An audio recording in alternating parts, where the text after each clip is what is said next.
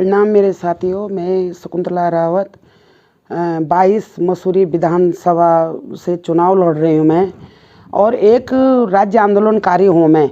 जो 94 में लड़ा गया था उसकी राज्य आंदोलनकारी हूँ मैं, और मैं मसूरी विधानसभा की प्रत्याशी हूँ। मैं अपने मसूरी की जनता से अपील करना चाहती हूँ कि इस समय अपने अमूल्य वोट देके मेरे को विधानसभा में लाए और जिताए मेरे को। मैं आप लोगों के लिए कुछ करना चाहती हूँ, मसूरी की जनता के लिए कुछ करना चाहती हूँ जो 21 सालों में नहीं हुआ है। हमें राज्य प्राप्त करे हुए 21 साल हो गए पूरे, और 27 साल हमें लड़े हुए हो गए हैं। इस राज्य के लिए हमारी 42 शहादतें गई हैं, जिसमें हमारे 40 युवा गए हैं, बुजुर्ग गए हैं, और 2 हमारी मातृशक्ति गई हैं, हंसा धनई और बेलमती चौहान। इन 2 महिलाओं ने इस राज्य के लिए अपना बलिदान दिया है। हमारे 40 युवाओं ने बलिदान दिया है, और हमारे जो 8 लापता हैं उनको भी हम आज 27 सालों में शहीदों में गिन रहे हैं। तो साथियों, मैं आप लोगों को कहना चाहती हूँ कि इस समय आप लोगों पे भी मौका है और हमारे पे भी मौका है विधानसभा में काम करने का। मैं मसूरी जनता से कहना चाहती हूँ कि मसूरी में सबसे पहले तो वहाँ पार्किंग का है। अगर हमारी सरकार आ गई, मैं विधानसभा में आप लोग मेरे को लाए, तो सब प्रथम मैं वहाँ की पार्किंग की समस्या दूर करूँगी। दूसरा, वहाँ सिफिन कोर्ट का है, जो सिफिन कोर्ट में 80 परिवार बेघर हो रखे हैं। सत्ताधारियों ने उनको बेघर कर दिया। तब बेघर करा था जब पूरे भारत में लॉकडाउन था, एक भी बच्चा, एक भी इंसान रोड में नहीं था। तब ये 80 परिवारों को बेघर कर दिया गया था, और आज भी ये लोग बेघर हैं। आज भी ठंड में, गर्म में ये लोग रोडों में अपने बच्चों को लेके बिलख रहे हैं, भूखे प्यासे रो रहे हैं, और इनके लिए मैं कुछ करना चाहती हूँ। तीसरा, वहाँ पे स्वास्थ्य हॉस्पिटल है, डॉक्टर नहीं है। शिक्षा स्कूल है, टीचर नहीं है। रोड का जो हमारा बैकवर्ड एरिया है, हमारे ऊपर पहाड़ों का क्षेत्र है, बैकवर्ड एरिया है, वहाँ अभी गांव तक रोड नहीं गई है।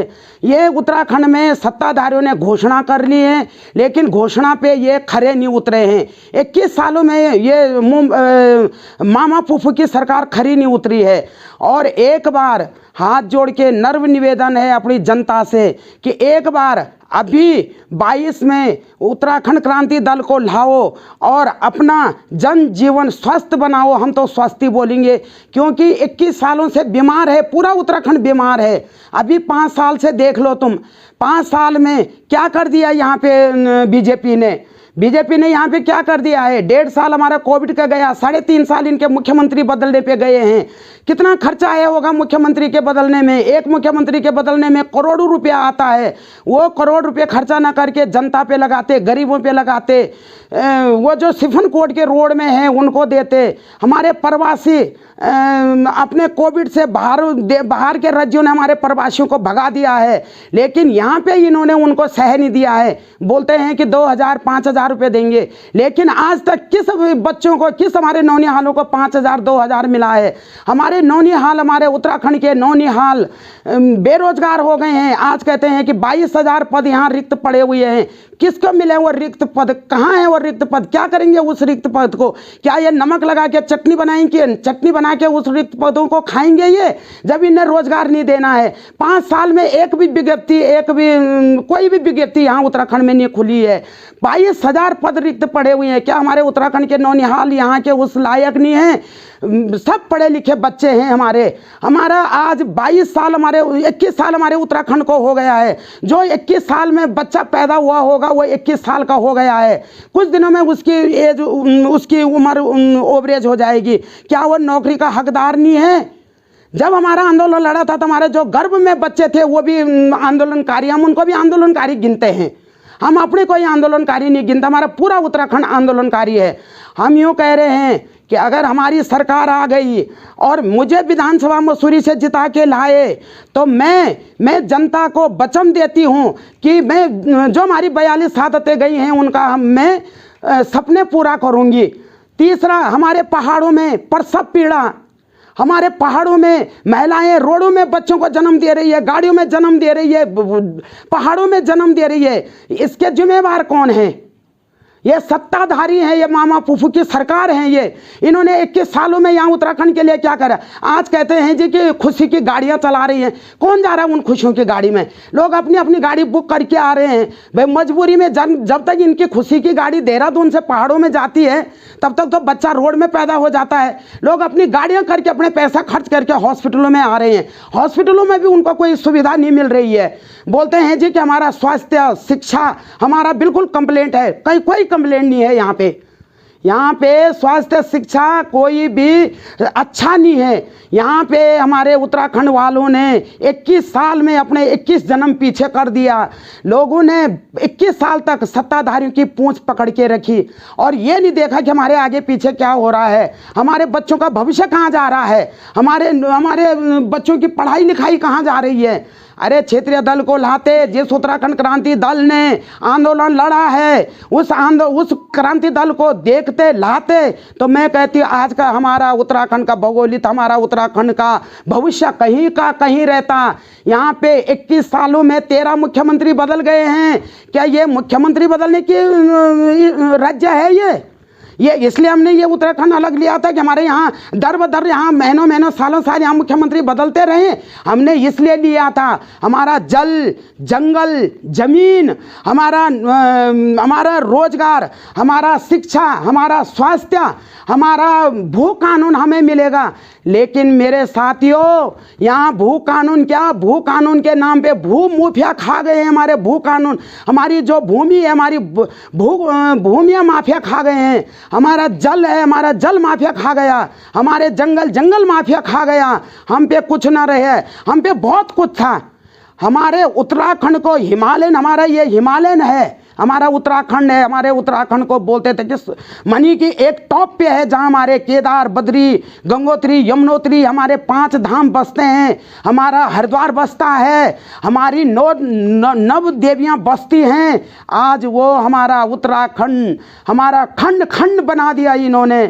इन 2 दलों ने हमारे को खंड खंड बना दिया।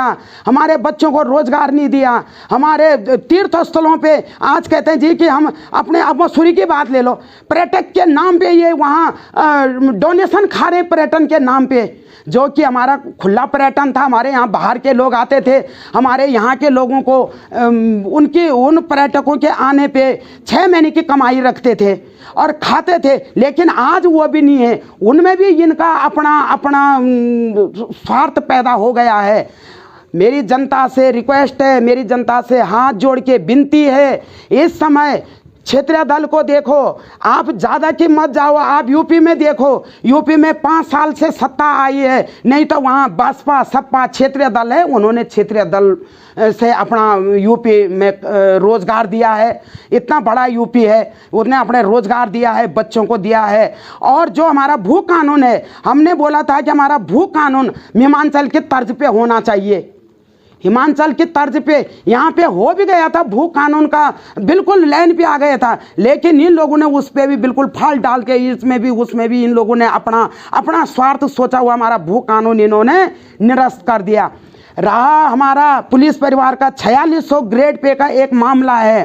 4600 ग्रेड पे हमारे माननीय मुख्यमंत्री जी ने नवंबर में 12 नवंबर को स्मृति दिवस के दिन इन्होंने घोषणा करी थी कि हम जियो पास करेंगे। 1 से लेके 16 तक का इन्होंने रखा था कि 1 से शुरू होगा, जो 20 साल में 10, 16, 26, पहले 10 था तब 16 था तब 26 हुआ।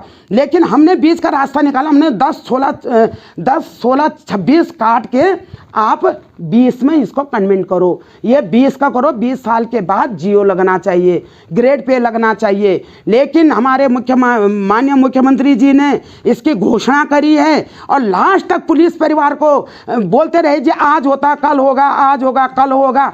इसमें गांधी पार्क में 1 हफ्ते तक रात दिन महिलाएं वहां रही, पूरी उत्तराखंड की महिलाएं रहे। लेकिन इनकी घोषणाओं में ही गया है, आज तक वो जियो पास नहीं हुआ, जो कि 2001 वालों का पूरा हो गया है और अप्रैल में 2 वालों को होने वाला है।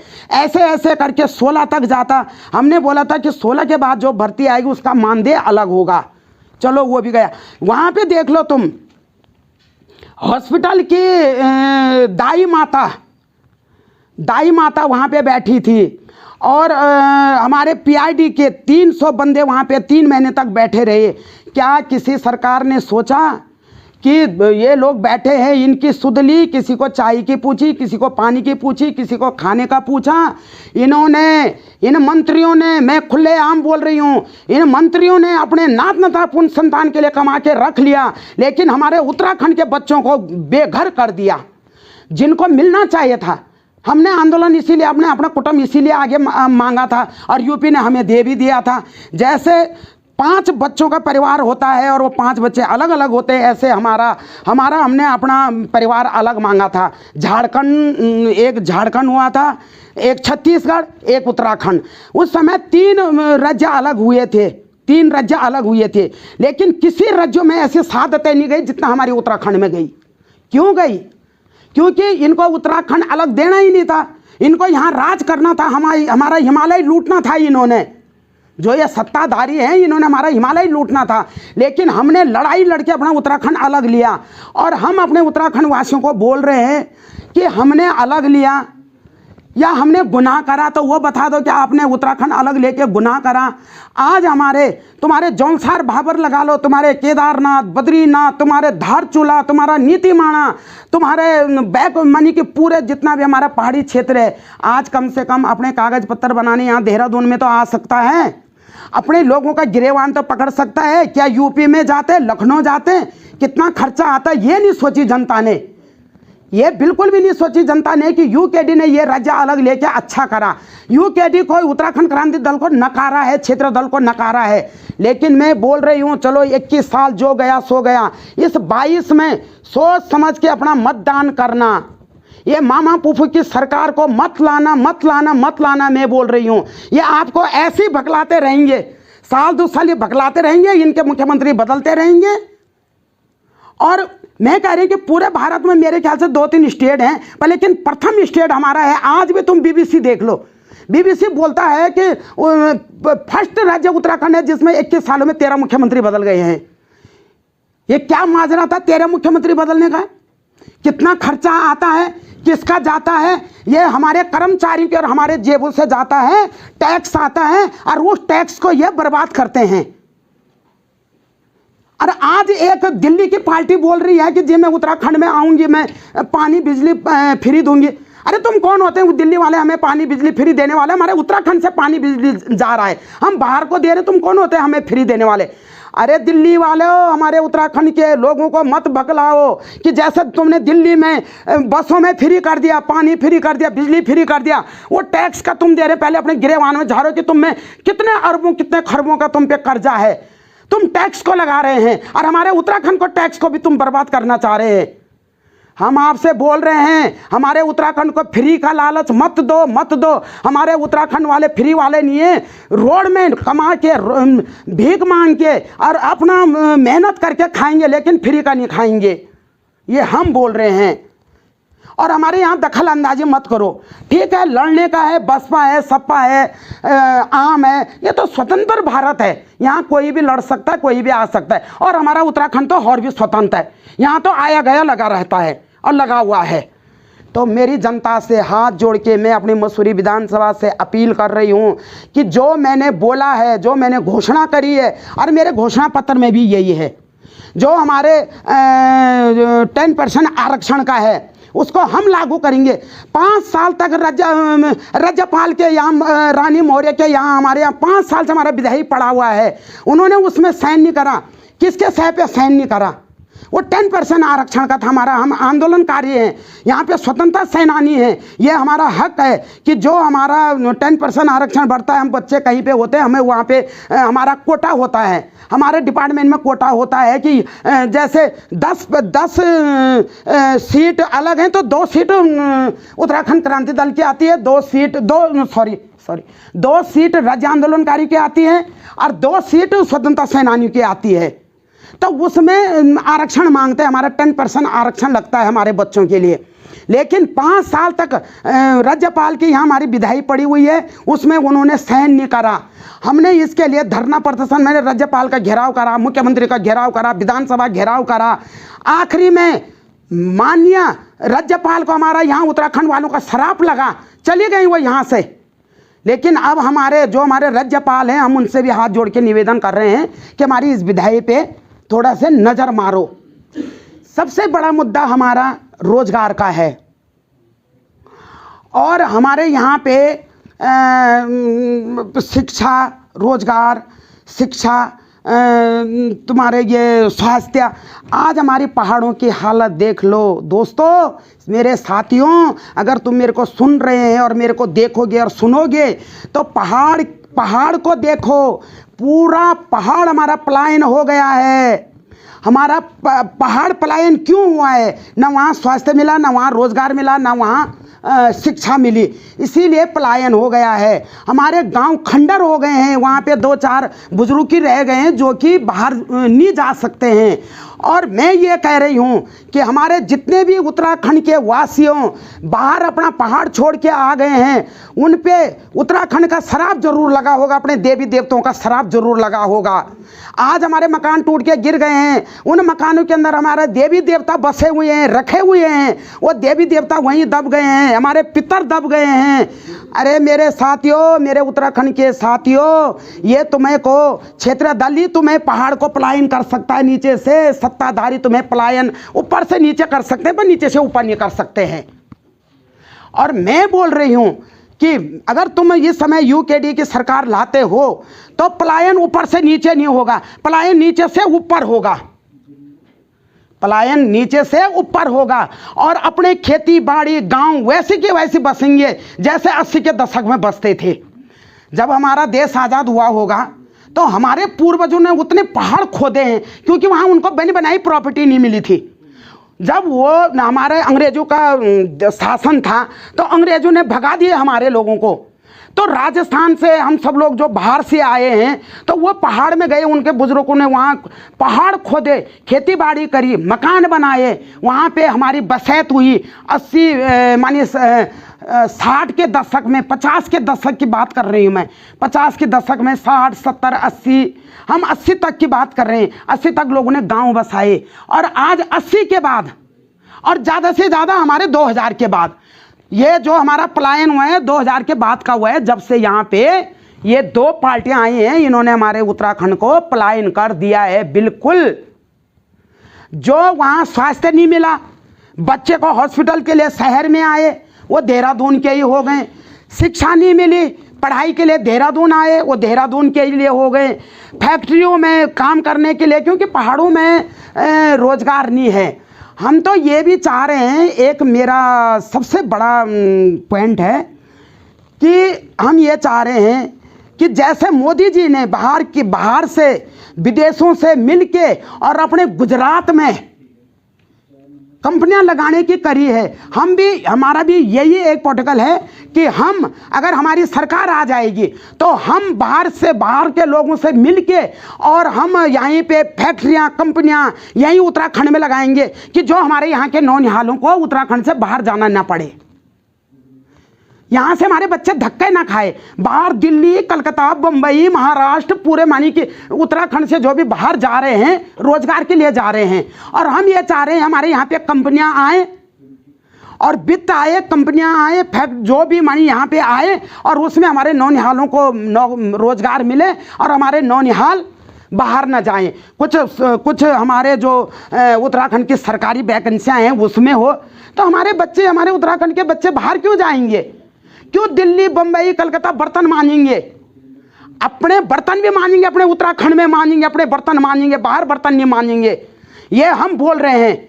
लेकिन आने तो सरकार तो आना चाहिए। अगर हमारी सरकार आएगी तो हम तब कुछ कर पाएंगे। और जो अगर आप लोगों ने सत्ता को ही देखना है, अपने बच्चों का भविष्य देखना है, तो उत्तराखंड क्रांति दल को जिता के लाओ। और अगर अपने बच्चों का भविष्य आपने फिर पीछे करना है तो बाजी आप पे डिपेंड करता है, वोटरों पे डिपेंड करता है। मेरी उत्तराखंड की जनता से नर्म निवेदन है कि इस समय मेरे को मसूरी 22 मसूरी विधानसभा से अपना वोट अपना अमूल्य वोट दे के विधानसभा में लाओ। और मेरा चुनाव चिन्ह कुर्सी है और 14 तारीख का दिन है, उस दिन आप अपना मत करें और मत करें सोच समझ के करें।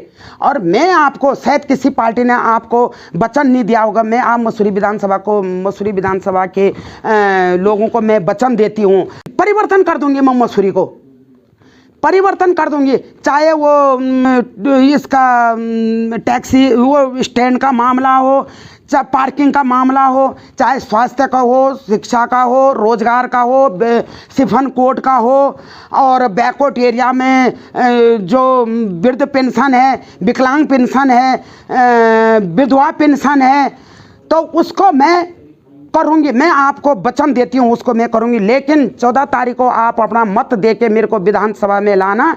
जय हिंद, जय भारत, जय उत्तराखंड।